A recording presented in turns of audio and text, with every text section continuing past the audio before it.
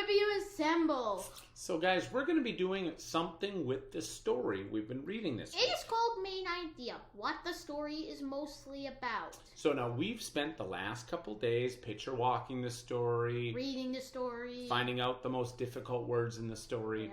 Now it's time for us to take a quick look at the first paragraph, because usually the title in the first paragraph will give you an idea of what the story is mostly about.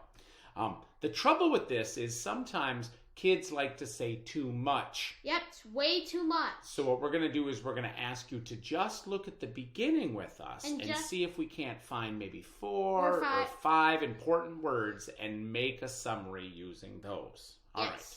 So remember, we read this story called When Solutions Cause Problems. There was a part about car seats solving one of the problems. And traffic lights. Traffic lights solving a different problem, right? And we read both of those. So now it's time for us just to take a look at the first paragraph. All right, let's take a look. And we're going to be on the hunt for like 4 words that I think are important in this story. Do you think the word was? No. No. That's one of those words, the, so you can't really do any word you want. So you have to choose. Invention. Because the story was about these inventions. The car seats and the traffic lights. Now, were these inventions toys? No.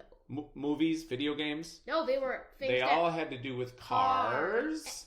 And what were the 2 inventions? Let's see. Traffic lights and baby seats. So I'm going to do car seats. Traffic lights. And what do you think these things did? Do you think they made everything a little better? Yes, they did. So maybe I'll get the word help in there too. All right. So now if I was going to tell you what this story was mostly about, I would say it's something like it's some of the inventions that came after cars that helped people. Yeah. Right? Car seats and traffic lights. Yeah. That's what this story is mostly about. Now, I didn't have a chance when I was doing Main Idea to tell you everything. If, for example, I started telling you that in 1926, over 20 million cars were much detail. Too much.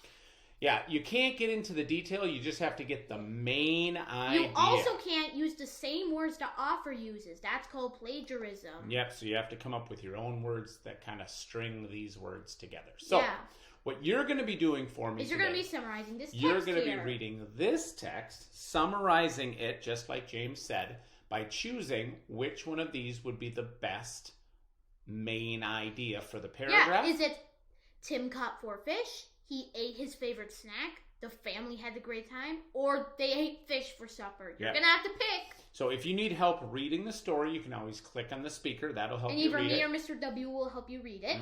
And then right here it says, why don't you take a second and for a little bonus point, could you give this story a title? Yeah, because this story does not have a title. So you might have to think about what the main idea is and use like a hint from that main idea. Instead of making a summary, you're going to start making a title. It's kind of the same thing. Lots of times the title gives you an idea about the summary too. Yeah.